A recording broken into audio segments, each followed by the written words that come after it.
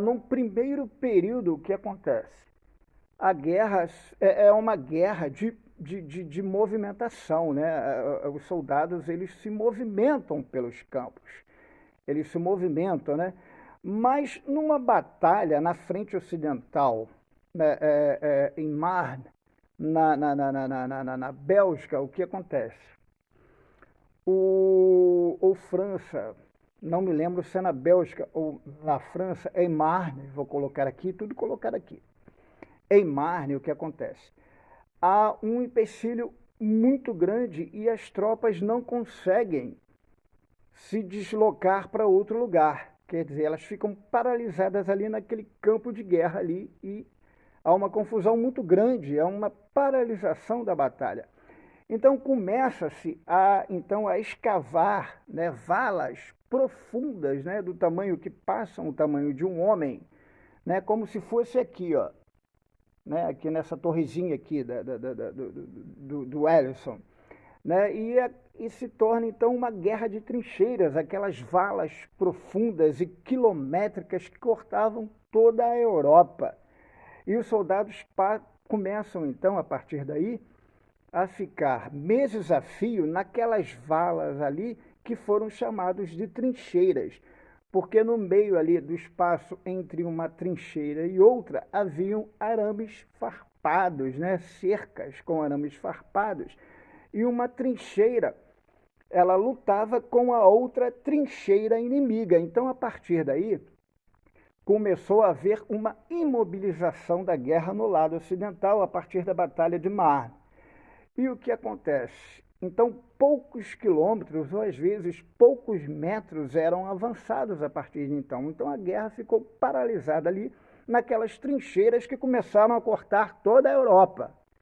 Então, ficou uma guerra meio que parada. E aquelas trincheiras eram muito sujas, haviam ratazanas, né? À medida que as bombas explodiam e os corpos dos soldados ali às vezes pareciam assim voar, assim despedaçados, haviam pernas, braços nas trincheiras e água podre. Às vezes os soldados ficavam sem tomar banho durante dias, semanas, e às vezes eles tomavam, né, segundo os relatos de alguns soldados, eles tomavam banho nas poças de águas que se formavam. Então as doenças ali elas eram muito prolíferas e os soldados ficavam muito suscetíveis a várias doenças, a várias enfermidades. Né? Houve-se até um episódio que a morte começou a ser uma coisa tão efêmera, tão cotidiana, que às vezes o cara estava lanchando, segundo relatos, né? Estava lanchando, comendo, e o seu colega, ele morria baleado do seu lado e ele olhava e depois continuava a comer, porque não tinha o que fazer, né? Houve um episódio também que havia um braço de um soldado britânico e que os soldados, né, que estavam ali na trincheira, eles apelidaram aquele braço carinhosamente de Jack. Então os soldados, quando saíam das trincheiras, apertavam aquela mão e falavam assim: tchau, Jack, valeu, Jack, até a próxima, Jack. E os soldados novos que chegavam para lutar também faziam a mesma coisa, só que saudando o mórbido braço, né? Dizendo: alô, Jack, prazer, Jack. Então havia assim essa morbidade, era uma forma de se conviver com tanto horror, de se passar com tanto horror de uma forma que fosse, digamos assim, normalizada, de uma forma que fosse até engraçada, que pudesse trazer algum sentido diante de toda aquela catástrofe apocalíptica sem igual. Então os soldados faziam isso para que pudesse passar os seus dias ali naquelas condições tão precárias, tão terríveis. E a guerra foi assim durante 3 anos e meio. Na verdade, a guerra de movimento durou mais ou menos 5, 6 meses e a guerra das trincheiras durou 3 anos e meio, não é? Então, mas o que aconteceu? Durante esses anos,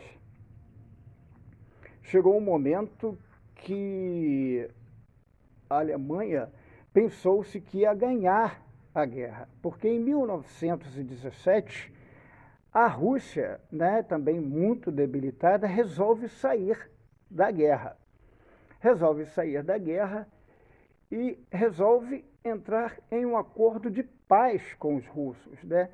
A Revolução Bolchevique de 1917, liderada por Lenin, firma um acordo de paz com os alemães e doa para a Alemanha vários territórios na Rússia, além de pagar indenizações para a Rússia, porque o Lenin e sua Revolução Bolchevique, instituído naquele ano na Rússia, né, em outubro de 1917, achou por melhor não guerrear mais com a Alemanha. Então a Alemanha estava, então, a partir de outubro de 1917, só com a frente ocidental. E em 1917 houve também um outro aspecto que mudou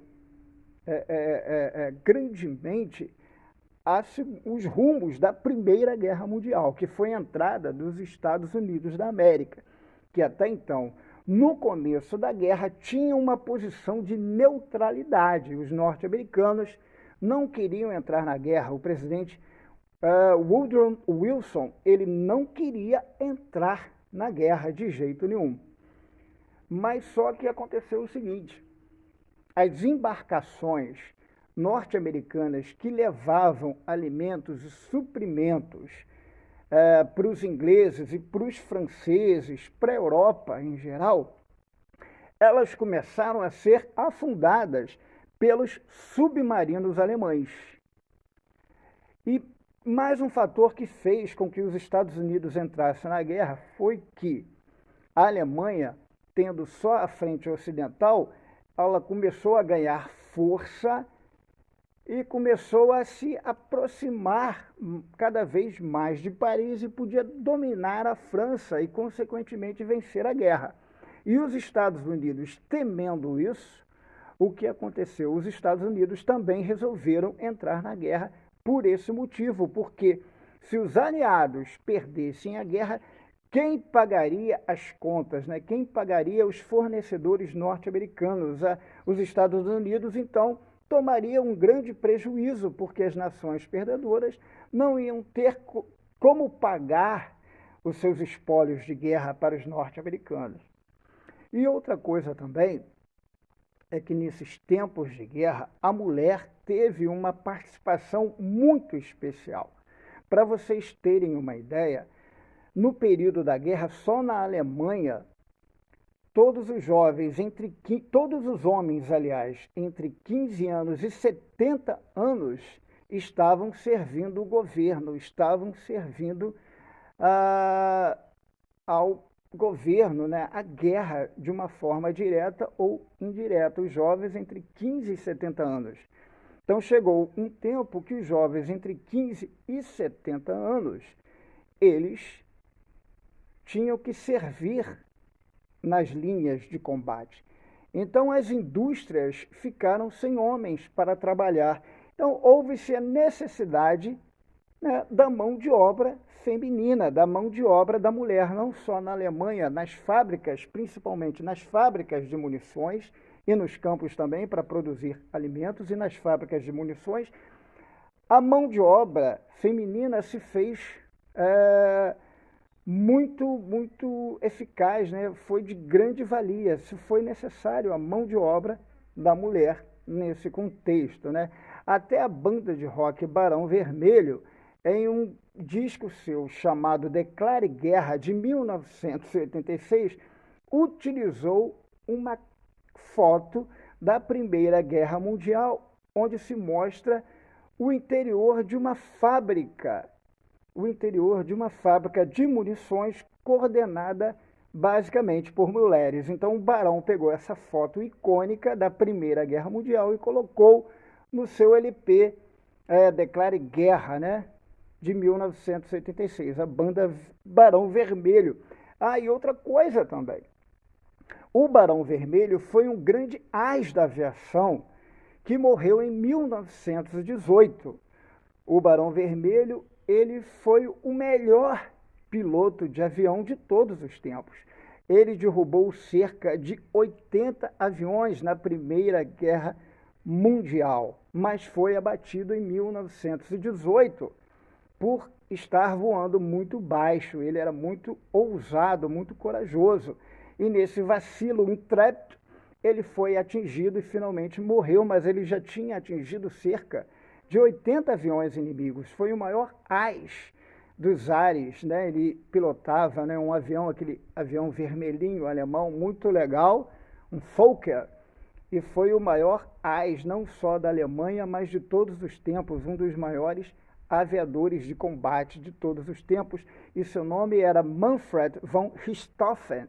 Então, Manfred von Richthofen, ele foi o famoso e lendário Barão Vermelho, da qual a banda, né, tirou esse nome. Isso é uma curiosidade, que você só vê aqui no História em Ação, tá ok? Então vamos lá, voltando para a guerra. Só, galera, é o seguinte, com a entrada dos Estados Unidos, né, aí a guerra tomou outras proporções. A Alemanha já estava bem exaurida, suas tropas cansadas, os jovens já desiludidos, né, já sabiam que ia para o campo de batalha com um grande risco de morrer, de não voltar mais para casa, de não ver mais suas mães, suas namoradas, né, enfim. E a Alemanha já estava esgotada. As potências imperialistas também praticamente já haviam também esgotado suas possibilidades de ganhar. A Itália, que era da Tríplice Aliança, né, que foi firmada em 1872, 22, e não me lembro a data. O que acontece? Ela em 1915, em maio de 1915, ela se volta para a Tríplice Entente. Ela começa a batalhar do lado, né, dos aliados, junto com a Inglaterra e a França, porque ela disse que sua aliança com as potências centrais era uma aliança só formal, e ela vira casaca. Em 1915 ela passa para a Entente. Em novembro de 1918, a Alemanha, já exausta, ela começa a dar sinais claros de cansaço, e os soldados norte-americanos estão novinhos em folha, com todo o gás. E o Kaiser, né, alemão, o Kaiser, o Guilherme II, ele não vê outra alternativa, o Guilherme II, a não ser abdicar de seu trono. E na Alemanha, então, foi instituído um governo republicano que pede o armistício da guerra, e a guerra finalmente chega ao seu fim, com a Alemanha totalmente em frangalhos, principalmente a Alemanha. Nós temos, com o fim da guerra, a destituição dos impérios, né? O Império Austro-Húngaro é desfacelado, o Império Turco-Otomano também é desfacelado, né? Esses impérios acabam. E as potências da Entente são as grandes vencedoras. E o presidente Woodrow Wilson, dos Estados Unidos, então, ele viaja para a Europa e propõe os 14 pontos de Wilson, em que vai servir de base para a Liga das Nações, ou Sociedade das Nações, criada em janeiro de 1920, mas antes disso são assinados alguns tratados, e o principal deles, ou pelo menos o mais conhecido, é o Tratado de Versalhes, que vai impor pesadas condições, pesadas taxas de indenização aos alemães, né, considerando a Alemanha a única e responsável pela eclosão da Primeira Guerra Mundial. O Tratado de Versalhes, ele põe a culpa toda na Alemanha pela eclosão da Primeira Guerra Mundial. Então, a Alemanha, com isso, ela fica muito ressentida disso, ela perde, né, as suas possessões, por exemplo, da Alsácia e Lorena para a França. A França, que tinha perdido essas possessões na Guerra Franco-Prussiana, esses terrenos voltam para a França. né, 40 e pouco, quase 50 anos depois. E o exército da Alemanha também é reduzido de uma forma muito drástica. A Alemanha fica assim com suas asas cortadas, humilhada enquanto nação. E o presidente Woodrow Wilson não vê isso com bons olhos, ele não aprova isso, porque ele vê nisso, né, o nascimento, o ovo da serpente. Aquele sentimento de revolta com certeza vai florescer, o Woodrow Wilson sabia disso, e aquele ovo da serpente vai gerar uma serpente muito perigosa, né? E um desastre, um cataclisma muito maior poderia acontecer, segundo, né, os dirigentes lá do Woodrow Wilson, presidente dos Estados Unidos, né, alguns senadores falaram isso para ele, e foi isso, infelizmente, que inevitavelmente aconteceu. Alguns anos depois, né, surgiu-se o ovo nazista, e dali nasceria uma serpente muito mais perigosa e catastrófica, e uma nova guerra de proporções ainda maiores e mais aterroradoras iria acontecer, tá ok? Então foi isso, galera. Espero que vocês tenham gostado desse meu vídeo. Fiquem todos com Deus e até a próxima. Hoje eu falei pra caramba, hein? Então tá, um beijo, fiquem todos com Deus. Foi!